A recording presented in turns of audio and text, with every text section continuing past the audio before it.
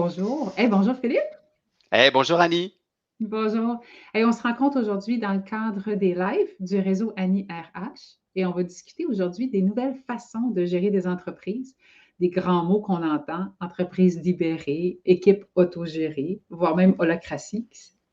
Fait que c'est notre sujet pour aujourd'hui. Philippe, on a le plaisir d'en discuter avec toi. Tu es avec Patrimoine RH, c'est ton champ d'expertise, tu es un expert dans le domaine. Tu interviens dans ce domaine-là depuis bientôt une dizaine d'années. Bien, bonjour. Exact. Ouais. Hmm. On commence.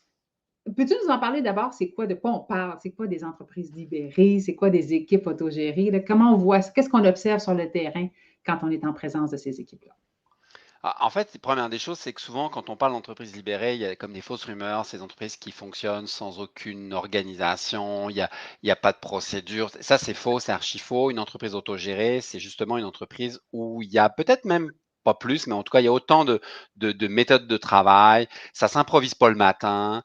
La seule différence, c'est que les méthodes de travail, les pratiques internes sont mises en place par les collaborateurs eux-mêmes et non pas on va dire, imposé par une hiérarchie, par une organisation. Donc ça, c'est quand même une grosse différence. Autre grosse différence qui n'est pas philosophique, mais qui est réelle, c'est que ce sont des entreprises qui misent sur la confiance plus que sur le contrôle. Donc souvent, ces entreprises où les méthodes de contrôle sont beaucoup plus légères, voire inexistantes, ou en tout cas, c'est de l'autocontrôle des gens. Donc ça, c'est ce qui va faire vraiment la grande différence. À part ça, c'est sûr que c'est souvent une approche, une philosophie de gestionnaire, de dirigeant d'entreprise qui change toute la donne, mais on aura l'occasion d'en reparler. Mais ce qui fait vraiment la grande différence, c'est l'approche que vont avoir les dirigeants, les gestionnaires sur la collaboration. On est vraiment dans un mode où il y a pas de gens supérieurs les uns aux autres. On est juste là pour collaborer. Il y a des expertises qu'ont les uns, qu'ont pas les autres. On réfléchit ensemble sur l'entreprise qu'on veut. On met ensemble des règles et puis on les applique. Philippe, là, je me mets à la tête, tu sais, un gestionnaire qui écoute ça, pas de procédure de contrôle, de reddition de compte, pas de validation, pas. Puis du contrôle, ben, c'est aussi du pouvoir, c'est du prestige. Là, tu me dis, je perdrais tout ça. Là. Déjà, ça fait comme du sable là, dans l'engrenage. Là. Dis-moi, je perds ça, je gagne quoi? Pourquoi je ferais ça? Je Alors, perds en tout. fait, ouais, c'est ça, mais tu as raison, c'est se dire, mais si je fais ça, je gagne quoi? En fait, souvent, quand je pose la question à des gestionnaires, qu'est-ce que vous aimez le moins dans votre rôle de gestionnaire, dans votre quotidien? Souvent, il y a une expression qui est revenue depuis bientôt 11 ans que je suis au Québec, c'est j'ai l'impression des fois d'être un responsable d'une garderie. J'ai l'impression que si je fais pas ça, si je leur dis pas de faire ça, ils le feront pas. OK, bon, ça, vous aimez pas ça. Alors, si vous voulez que les gens interagissent autrement, il faut leur donner plus d'autonomie. Parce que c'est comme avec nos enfants, ils grandissent. Si on continue à leur faire leur boîte à lunch jusqu'à 18 ans, ils ne seront pas autonomes, quoi. Tu vois ce que je veux dire? Ça ne marchera pas. Là. Le jour où ils vont rentrer tous. Déjà, ils partiront jamais de la maison parce qu'ils sont tellement bien qu'ils partiront jamais. Et puis, le jour où ils devraient partir, ils ne seront pas capables de le faire. Donc, je pense que pour des gestionnaires, c'est leur expliquer que euh, c'est c'est pas une perte de pouvoir. C'est juste que on va pouvoir se mettre à travailler sur d'autres choses. On va être moins dans un contrôle. On va plus mettre en place avec les gens des bonnes pratiques d'organisation du travail, de livraison de ce qu'on a à livrer. Mais c'est sûr que, puis je reviens à ta première question, c'est sûr que si quelqu'un aime le pouvoir de contrôler, il va être malheureux dans une organisation comme ça. Ça, c'est clair. Ça, faut être honnête. D'ailleurs, je dis toujours, il y a peut-être des gens qui quittent ces organisations quand elles se transforment. Souvent, c'est des gens qui perdent du pouvoir et le pouvoir de contrôler, de diriger, d'imposer, c'est sûr que ça, ils sont pas heureux dans ces entreprises-là. Ça, c'est clair. Mmh. J'ai l'impression que ce que tu dis, Philippe, puis moi, je me dis toujours, c'est ton exemple de garderie, ben, gestionnaire, qu'est-ce que tu es prêt à faire pour avoir ce que tu veux? Qu'est-ce que tu es prêt à donner pour avoir ce que tu veux? Tu ne veux pas avoir les mains dedans là, pour gérer des conflits, puis gérer des horaires, puis mais qu'est-ce que tu es prêt à donner? Puis souvent, la question, c'est qu'est-ce que tu es prêt à donner en termes de confiance? Est-ce que c'est comme ça que tu le vis? Est-ce que c'est comme ça que tu le vois? C'est exactement ça. C'est-à-dire, si tu dis à quelqu'un, qu'est-ce que tu voudrais que tes employés fassent, puis que ça soit un gestionnaire qui aime le pouvoir ou pas, souvent il va te dire, j'aimerais que les gens se gèrent ça là-dessus, se gèrent là-dessus. Mais en fait, entre ce qu'ils vont nous dire et ce qu'ils vont faire dans les faits, c'est différent. En fait, il dit, j'aimerais qu'il soit plus autonome, mais dès qu'un employé vient poser une question parce qu'il a un problème, il lui donne la solution, il ne laisse pas réfléchir, il lui demande pas. Ben, c'est parce que tu peux pas le rendre autonome, là. C'est tout l'inverse que tu fais. Et puis, c'est aussi des fois de peut-être faire sauter certaines barrières qu'on a ou d'a priori, c'est qu'on disait toujours que le pouvoir, c'était le savoir. Donc, on garde plus de savoir, comme ça on garde plus de pouvoir. Dans la société dans laquelle on vit actuellement, en plus avec les nouvelles générations qui arrivent dans les entreprises, eux, là, ça marche plus, hein. Ça, c'est sûr que si on veut fidéliser ou attirer des jeunes, s'ils n'ont pas un certain pouvoir de faire les choses, et puis quand je dis de faire les choses, c'est aussi de faire des erreurs, hein. Faut savoir que dans ces entreprises-là, il y a aussi des erreurs. Il y en a dans les entreprises traditionnelles, mais on apprend en faisant nos erreurs. On apprend, ah, j'ai fait une erreur, ok, ben, c'est pas comme ça que c'est. Ben, la fois prochaine, je le ferai pas. Donc, c'est aussi donner la possibilité à nos employés de grandir, tout simplement. Mm. Puis on le sait, hein, des entrepreneurs, on en a fait des erreurs. En tout cas, moi, je lève la main, j'en ai fait Ouais, des erreurs. Mais c'est comme ça qu'on apprend. C'est ça qu'on on se ancre là-dedans. Hey, c'est clair. Philippe, ouais, il y a des gens qui nous disent, ouais, mais moi, mes équipes, c'est parce que tu ne les as pas rencontrés, là. Ils ne sont pas mauvais, mais ils ne sont pas dignes d'une telle confiance. Ou du moins, sans mettre ces mots-là, c'est un petit peu ce qu'il y a dans l'esprit. Ils ne sont pas assez seniors, ils ne sont pas assez matures. Donc, ils ne pourraient pas prendre ça. Puis des fois, je soupçonne qu'il y a un petit peu de paresse derrière ça. Fait que je ne suis pas sûre qu'ils prendraient toute la charge. Comment on peut, qu'est-ce que tu réponds? Moi, des fois, je suis un petit peu embêtée. Des fois, j'ai envie de dire, ben là, si tu vois ça de même, là, arrange-toi, tu sais. Quand ça va faire mal, puis tu auras un haut taux de roulement, puis plus d'attraction, tu me rappelleras. Toi, comment tu t'y prends? Comment tu leur expliques quand les gens nous disent ça? Ben, en fait, je pense que toute personne et tout humain va plutôt agir selon l'environnement dans lequel il est. C'est-à-dire que si on est dans un environnement, on va dire bienveillant, on va être bienveillant. Si on est dans un environnement où c'est chacun pour soi, on risque de développer ça. Dans une entreprise qui me dirait mes employés sont pas prêts pour ça, ben moi j'aurais envie de dire qu'est-ce qui fait qu'ils sont pas prêts pour ça? Euh, Est-ce que ton entreprise les prépare à être comme ça? C'est comme une entreprise industrielle traditionnelle qui commencerait pas à former ses nouveaux employés au numérique, par exemple, puis qu'un jour ils vont dire mes employés sont pas bons. Ben, c'est parce que tu les as pas accompagnés dans le changement. Donc, je pense que il n'y a pas d'entreprise où les employés sont meilleurs les uns que les autres. Par contre, la façon où on va travailler avec eux, la façon où on va les responsabiliser, la façon où on va avoir confiance en eux, bah, ils vont développer des compétences que. Pourquoi un employé est bon dans une entreprise, il n'est pas dans une autre? Ben, tout simplement parce que l'environnement lui convient ou lui convient pas. Puis c'est vrai, tout à l'heure je parlais des gestionnaires, mais c'est vrai aussi qu'il y a des employés qui n'aiment pas ce type d'organisation-là parce qu'il y a des employés qui aiment toujours se plaindre. Puis c'est facile de se plaindre quand la décision ne te revient pas. Tu sais, à la limite, tu dis, ah, la direction, ils font pas ça. Donc là, tu te plains de la direction, puis ça alimente. Mais dans une entreprise autogérée, les gestionnaires vont dire, ben, tu trouves que c'est pas bien ça? Parfait. Trouve autre chose et propose autre chose. Ben là, tu peux plus te plaindre parce que tu peux changer les choses. Mais ça t'oblige aussi à t'engager. Donc, je comprends qu'il y ait aussi des employés qui préfèrent aller dans une entreprise plus traditionnelle où ils auront juste à se plaindre parce que de toute façon, ils n'auront pas le pouvoir de faire autre chose. Donc, pourquoi pas? Ils seront sûrement heureux dans ce type d'organisation. Mm. J'aime vraiment ça, ton point de vue, puis j'aime ça l'idée, tu sais, de se rappeler, des fois, on a une fausse perception de nos employés, c'est-à-dire, on les a jamais responsabilisés, on leur a pas donné de défis, on leur a pas donné de l'espace, la possibilité de rayonner. Puis là, on dit, ben, ils rayonnent pas, ils sont moches, ils sont éteints. Ben, peut-être des fois, ça commence par nous, pas par l'employé. Puis moi, j'aime bien me rappeler, tu sais, ces gens-là, ils gèrent une famille, une vie, tu sais, tu sais, disons, je sais pas, la personne, elle a 35 ans, ben là, elle a survécu pendant 35 ans, là, elle a vécu, tu sais, il y a la réalité de la rue, la réalité académique, il y a toute la famille. Ça se peut pas que ce soit quelqu'un qui a zéro compétence, aucune motivation, aucune ambition, aucun jugement. Des fois, on les catégorise comme ça, mais ça ne veut pas dire qu'on a exploité l'ensemble du potentiel. En tout cas, moi, c'est souvent une idée qui m'habite. Mais c'est ce qui fait que des fois, dans la même entreprise, un collaborateur ou une collaboratrice va changer de gestionnaire, puis ça va plus être du tout la même personne, elle va s'épanouir. Moi, je l'ai vu dans des entreprises où en fait, on a fait de la transformation et en fait, les patrons me disaient: «J'en reviens pas, cet employé-là, comment il prend des décisions? Jamais je l'aurais imaginé prendre des décisions avant». Mais avant, c'est parce qu'il avait pas à en prendre, puis même dans certains cas, même on leur interdisait de prendre des décisions, hein. C'est parce que le gestionnaire voulait se garder ça pour lui, parce que si l'employé prend les décisions, bah, c'est quoi son rôle à lui? Donc, il y a plus de personnes qui décident de comment faire les choses, mais c'est plus collectif. Bah oui, il y a des gens il y a des talents qui vont naître, qu'on va voir éclore et puis on va faire: «Waouh!» mais Mhm. c'est parce que l'environnement avant leur permettait pas ça, quoi. C'est ça. Moi, j'ai souvent l'analogie avec dans une forêt, tu abats un gros arbre, puis là, tu as l'impression, ah, on va mourir là, si cette personne-là quitte, là, ça va être terrible pour l'équipe. Puis naît sous cet arbre-là, qui était sous son ombre, plein de nouvelles pousses, puis finalement, ça devient une forêt profitable également. Fait que c'est un Ben, petit peu c'est un très l'idée. bon exemple. Ouais. Hey Philippe, une entreprise qui se dit waouh, j'aimerais ça. Puis tu sais, je suis en train de me dire waouh, fidélisation des talents, 2022, j'aime ça, attraction. Là. Je commence par où? Je commence par où? Je fais quoi? En fait, je pense que la première des choses en tant que dirigeant ou gestionnaire, quand on veut s'embarquer dans cette histoire-là, premièrement, c'est qu'il faut comprendre que ça va pas se faire du jour au lendemain. C'est pas parce qu'on met demain une procédure.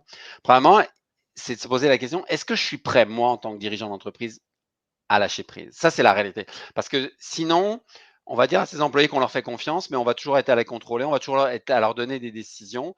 C'est parce que là, c'est pire que tout. À la limite, il vaut mieux rester dans le mode tel qu'on était avant.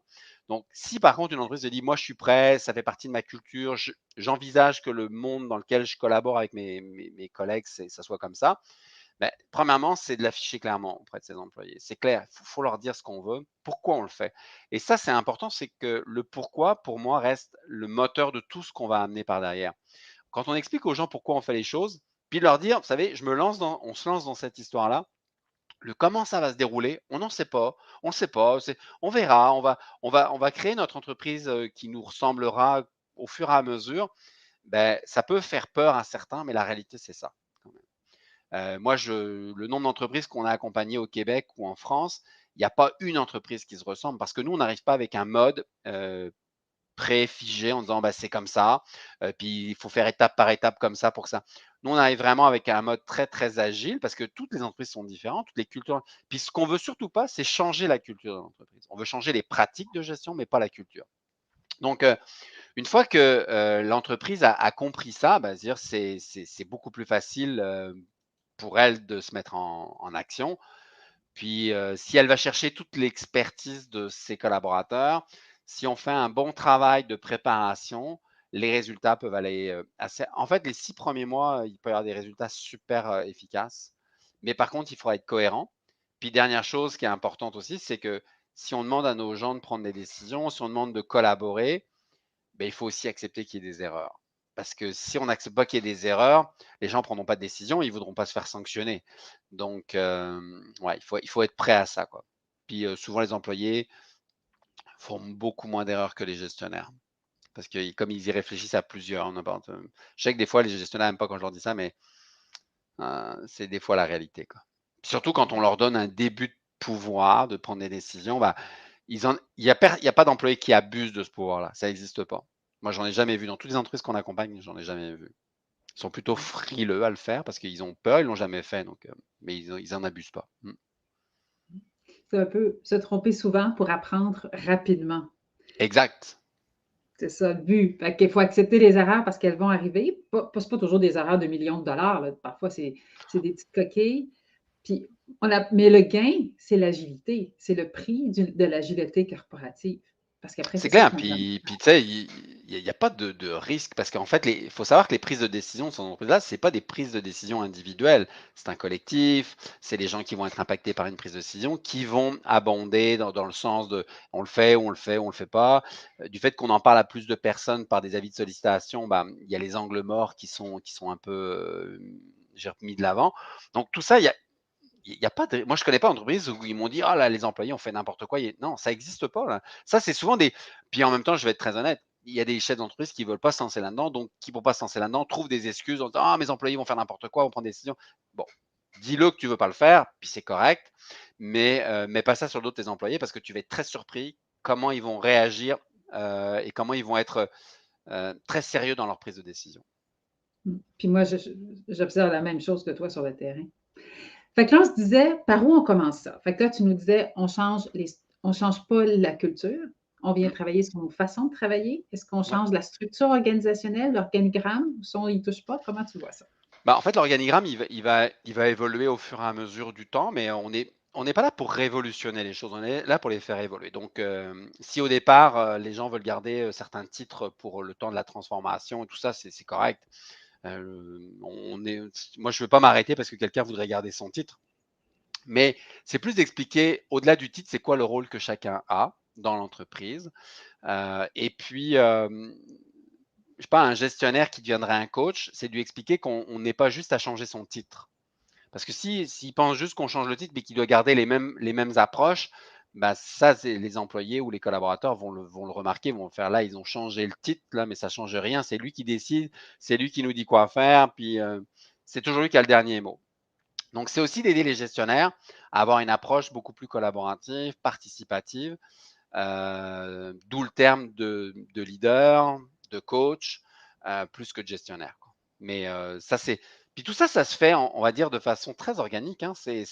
Ça ne va pas se faire en 5 minutes, ça va se faire naturellement. Nous, je sais qu'on passe avec quelques étapes pour que justement faire comprendre à tout le monde c'est quoi leur force dans l'entreprise. Puis ça va plutôt devenir des références. C'est-à-dire que ces gestionnaires-là vont devenir des références. Je voudrais faire ça, je sais pas, je vais me rapporter à quelqu'un qui va être capable de me donner la bonne information. Puis comme je te disais, au bout de 6 mois, souvent l'entreprise, c'est déjà assez impressionnant comme les gens ont pris leur place dans l'entreprise, quoi, et pris les décisions qu'il fallait. Mmh. Fait que Philippe, pour que ce soit clair pour les gens qui nous écoutent, disons que je suis une entreprise, j'ai voulu évoluer vers les équipes autogérées, une entreprise libérée. Ça fait déjà 6 mois que je suis dans le processus. Il y aurait quelqu'un qui passerait là, puis qui observerait qu'est-ce qu'on verrait. Comment ça se passe une prise de décision, par exemple, dans une équipe autogérée? Ouais, ça c'est vraiment le bon point. C'est comment se passe une prise de décision dans une entreprise traditionnelle? Bah, souvent, c'est gestionnaire, direction, puis ils prennent une décision, ils l'imposent au reste du groupe.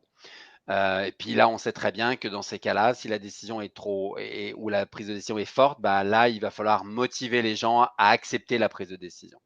Donc là, c'est là où ça devient plus complexe. Dans une entreprise autogérée, il y a n'importe qui dans l'entreprise peut dire à un moment, je trouve que ça marche pas bien, il faudrait qu'on le change. Donc là, il va faire ce qu'on appelle une sollicitation d'avis. Il va regarder qui seront les gens qui seront impactés pour la prise de décision. Je prends un exemple, je veux changer mon placard où je range mes affaires personnelles. Je demande à personne, c'est mon placard. Par contre, je veux changer l'aménagement de tous les placards des employés. Ben, là, je vais dire qui sont les employés qui vont être impactés pour le changement de place et tout ça. Je vais leur demander leur avis. Je vais prendre les pour, les contre et puis les angles morts ou les choses auxquelles je n'ai pas pensé. Et après, je vais être capable de prendre ma décision. Donc, premièrement, quand la décision est prise, souvent, il y a déjà une approbation qui est générale parce que tout le monde a été sollicité. On sait très bien que dès qu'on demande aux gens de participer à une réflexion, bah, c'est plus facile une fois que la décision est prise qu'ils y participent et qu'ils y contribuent, plus que de leur imposer. Et surtout, c'est que ça évite des erreurs parce que, puis ça évite aussi des fois le temps, hein. Des fois, on sait qu'une prise de décision dans une entreprise traditionnelle, c'est long. On en parle au gestionnaire, qui en parle à son supérieur, qui lui-même en parle à la direction. Puis eux, ils ont déjà plein de choses, ils ont plein de décisions à prendre, donc ça ne fait pas partie des priorités, ça va attendre un peu. Alors que là, c'est la personne qui a envie de changer les choses, qui prend ça en main et qui met ça en place. Donc des fois, les choses vont super vite. En une semaine, c'est fait. D'autres, des fois, c'est un peu plus long parce que le processus ou la mise en place va être un peu plus long. Mais l'objectif, c'est qu'on gagne du temps et que les gens qui vont être impactés par une prise de décision fassent partie de la prise de décision. Mhm. Puis, ça implique aussi tout ce qui est la partie de gestion du budget. Fait que si j'ai besoin de sous particuliers pour faire déployer mon projet, je vais consulter l'équipe de comptabilité. C'est ce que tu nous Exact, dis. Je ne pars pas tout exact. seul sur ma chaire puis dépenser 3 millions pour changer les lockers ou nos cases. C'est ça. Puis Fait c'est que marrant tout parce le que monde. ça, souvent, c'est les peurs des dirigeants. Ouais, mais imagine qu'ils dépensent. C'est faux, ça c'est archi faux. Je le dis aux dirigeants, c'est faux. Souvent même, ils me disent, ah bah, j'ai trop frileux, je trouve qu'ils prennent pas assez de décisions, ils auraient pu. Ben oui, mais c'est normal parce qu'ils en ont jamais pris avant, qui impactaient des finances. Puis aujourd'hui, tu leur donnes la possibilité, laisse-leur le temps de s'habituer. Là. C'est comme si vous avez je sais pas moi, une moto pour la première fois, bah, vous commencez pas à rouler à 250 à l'heure parce que vous commencez à rouler à 50, 100, 90, 200. Tu sais, vous allez monter en régime au fur et à mesure. Même chose pour vos employés. Prise de décision, ils en ont jamais pris tout seuls de façon collective avec les membres de leur équipe. Donc, il faut leur laisser le temps aussi, quoi. Moi, souvent, je le résume, quand on regarde une prise de décision dans une équipe autogérée, les gens qui vont être consultés, c'est les gens qui sont impactés, puis des fois les gens qui savent. Fait que, par exemple, la personne qui a acheté le truc il y a 2 ans, ben, elle a fait une analyse, elle a fait une vérification. Il y a une raison pour laquelle elle avait recommandé ce truc-là. Des fois, on va aller reconsulter cette personne-là, ceux qui savent, puis ceux qui sont impactés. C'est comme ça Exact. que la décision va se prendre. Puis là, des fois, ce qui est frappant, ce qui est impressionnant, c'est que des fois, ça peut être à des niveaux planchers là, que ces décisions-là vont se prendre. Puis parfois, c'est des vrais sous d'acheter ces décisions-là. C'est impressionnant de voir ces gens-là se responsabiliser, trouver des défis, les solutions, comme tu dis, pas juste le chialage, les solutions, puis se les approprier. Moi, je trouve que c'est l'humanité, c'est beau, c'est impressionnant de voir ces gens-là rayonner comme ça. Puis, tu sais, tu dis souvent les décisions de plancher, mais souvent c'est les meilleures, hein. Je prends un exemple chez un de nos clients il y a quelques années de ça, où à un moment ils ont eu enfin, ils devaient changer une très grosse machine technique. Puis habituellement, avant dans cette entreprise-là, c'était l'acheteur qui achetait, c'est son métier. Puis là, en fait, c'est les techniciens qui ont acheté. Donc eux, ils ont rencontré le représentant. Mais comme disait mon client, c'était incroyable, c'est parce que les utilisateurs, donc mes employés, eux, ils savent de quoi ils parlent. Ils l'utilisent tous les jours, cette machine. Donc, le vendeur, il ne pouvait pas leur dire avec ça, vous allez pouvoir faire ça. Non, non, c'est pas vrai. Eux, c'est des utilisateurs. Il aurait pu avoir ce discours de la machine parfaite auprès de l'acheteur qui, lui, l'utilise pas, la machine.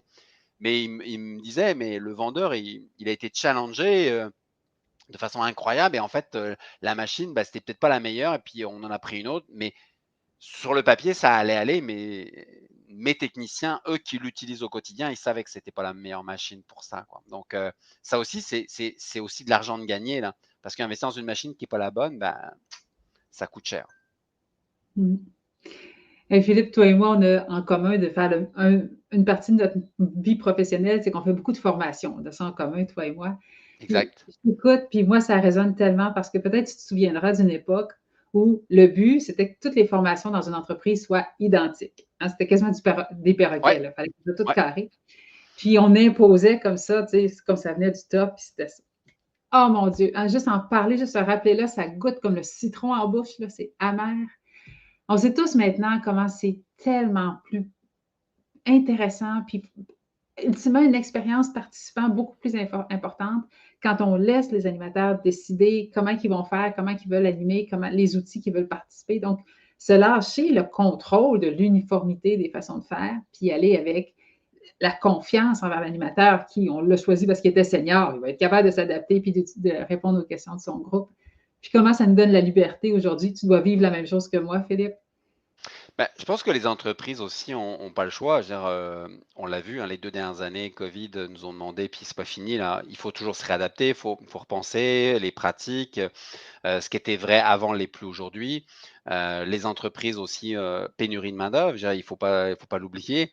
Donc ça veut dire qu'il faut aussi charmer nos employés, il faut leur donner le goût de rester dans l'entreprise, hein, moi je dis il faut arrêter la rétention, il faut faire de la fidélisation. Donc pour faire de la fidélisation, il faut leur donner le goût de rester.